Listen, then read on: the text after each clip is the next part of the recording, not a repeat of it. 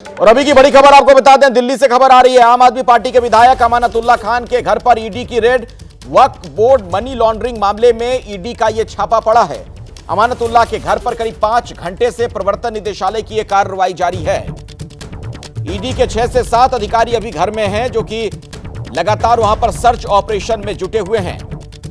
तो अभी की बड़ी खबर बता दें, आम आदमी पार्टी के नेता अमानतुल्लाह की मुसीबतें बढ़ती हुई नजर आ रही हैं, क्योंकि ईडी के अधिकारी वहां पर पिछले कई घंटों से मौजूद हैं, जो सर्च ऑपरेशन में लगातार जुटे हुए हैं।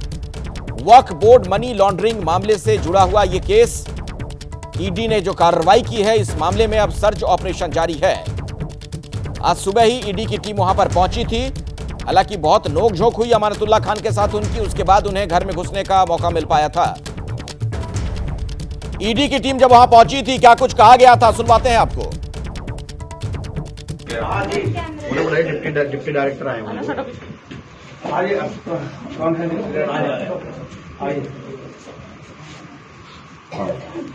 देखिए एसएचओ साहब, जब इन्होंने मुझे बुलाया जी तब मैं गया।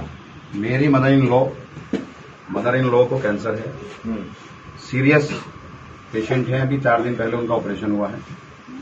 मैं इनसे ये जानना चाहता हूँ कि इस बात की अगर ये जिम्मेदारी लेते हैं कि उनकी मौत नहीं होगी, आप टेंशन नहीं। ना हम ये करेंगे। अगर आप ये जिम्मेदारी अगर लेते हैं कि अगर मौत नहीं होगी, मैंने आपको लिख कर दिया हुआ है। कोई हमने अभी तक आपके साथ मिसबिहेव नहीं किया। हमने सिर्फ कहा, सुन लीजिए ना, आप सुन लीजिए पहले, आप सुन लीजिए डिप्टी डायरेक्टर साहब, सुन लीजिए आप पहले मेरी बात सुनिए आप। मैंने सिर्फ ये इतनी टाइम जो आपको लगा, सिर्फ इसलिए लगा कि लोकल एसएचओ मेरे मौजूद नहीं थे।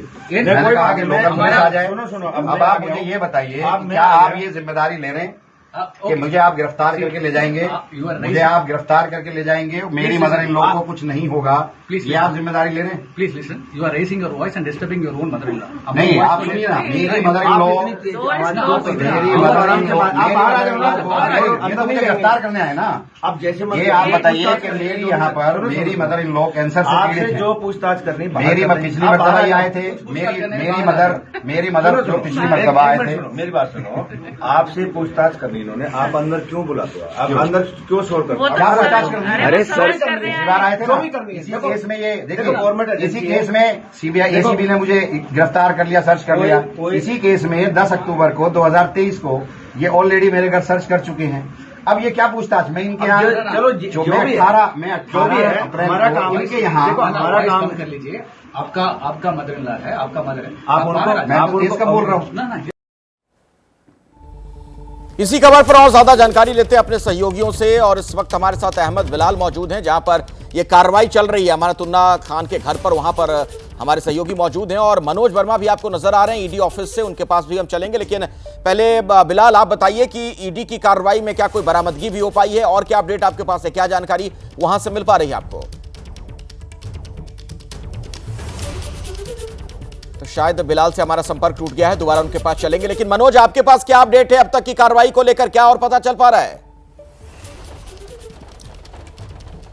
जी बिल्कुल, देखिए अखिलेश, आपको बताना चाहूँगा कि करीब 3 घंटे हो चुके हैं जो सर्च ऑपरेशन है वो ईडी के अधिकारियों का अमानतुल्लाह खान के घर में लगातार जारी है। और ईडी के जो सूत्र हैं उन्होंने साफ तौर पर यह बताया है कि जो इन्वेस्टिगेशन वक्फ बोर्ड के मामले को लेकर चल रही है, उसी इन्वेस्टिगेशन में आज जो टीम है वहाँ पर पहुँची है। कुछ कागजात जो थे वो हासिल करने, इसके अलावा अमानतुल्लाह खान से भी पूछताछ करनी थी।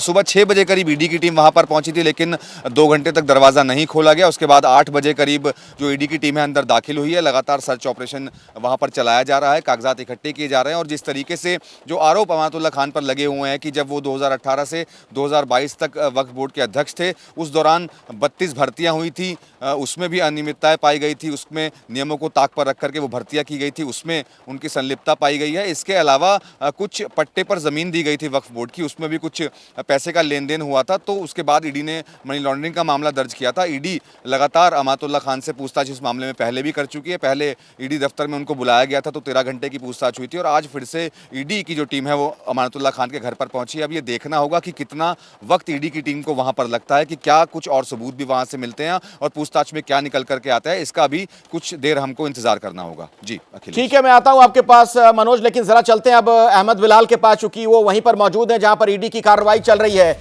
यहां से क्या जानकारी और मिल पा रही है आपको बिलाल?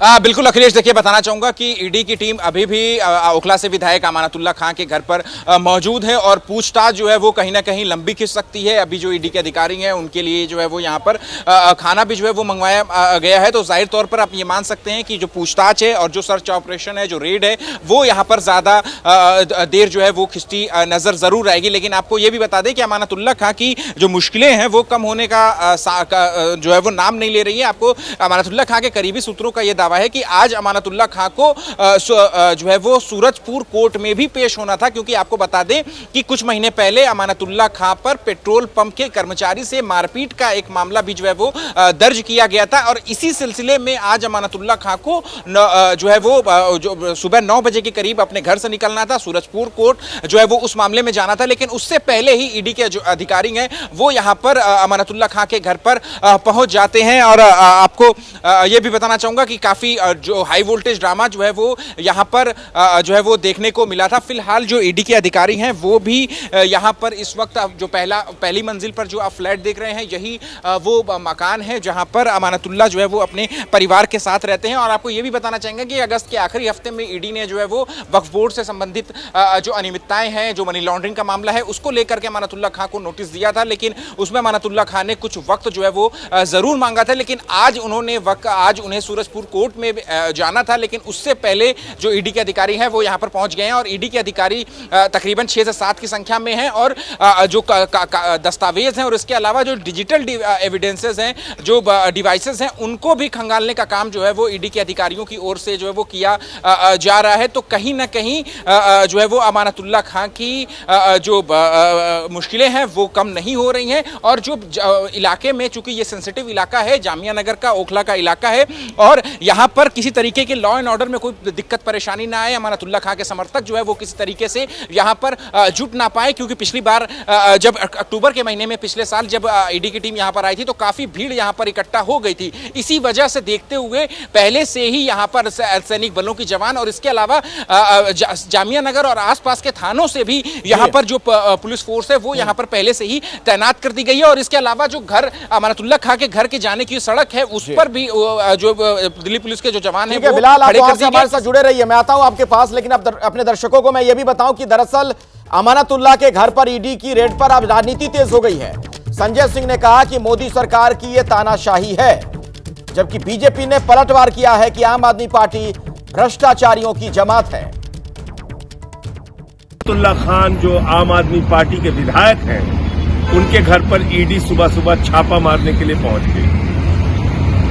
ऐसे वक्त में जब उनकी मदर इन लॉ को कैंसर हुआ है, और ऐसा नहीं कि ईडी को इस बात की जानकारी नहीं है, अमानतुल्लाह खान के वकील ने बाकायदा लिखकर उनसे समय मांगा कि एक मामले की 3 इन्वेस्टिगेटिंग एजेंसी जांच कर रही है, 2 एजेंसी की जांच में कुछ मिला नहीं, आपकी जांच में कुछ आज तक साबित हुआ नहीं। चुनाव के ठीक पहले दिल्ली के अंदर आप दिल्ली का माहौल बिगाड़ने के लिए बीजेपी के हथियार के तौर पे इस्तेमाल हो रहे हो। तो मैं समझता हूं कि ईडी वालों को अपनी कार्रवाई पर ध्यान देना चाहिए। सुप्रीम कोर्ट से बार बार तुम लोगों को लताड़ पड़ रही है, बावजूद इसके सिर्फ और सिर्फ मोदी के कठपुतली बन के रह गए हो।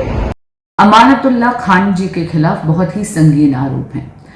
जब वो वक्फ बोर्ड के अध्यक्ष थे तो उन्होंने अवैध तरीके से लोगों को नौकरियों में भर्ती किया। उन्होंने वो पैसा जो वक्फ बोर्ड के लिए, जो समाज के जन कल्याण के लिए लगना था, उस पैसे का गमन करा, उस पैसे का मिसयूज करा। ईडी ने जो आज उनके यहाँ पर रेड करी है वो एक जायज लीगल स्टेप है। आम आदमी पार्टी की पुरानी आदत है कि वो प्रचार प्रसार और भ्रष्टाचार में लिप्त हैं, लोगों के लिए कोई काम नहीं कर रहे, अपनी जेबें भरने पे ध्यान जरूर दे रहे हैं और त्राहिमाम कर कर लोगों को भ्रमित कर रहे हैं। ये रेड आज जो उनके घर पर हुई है, उनके प्रेमिसेस में हुई है, ये सिर्फ एक जायज लीगल स्टेप है।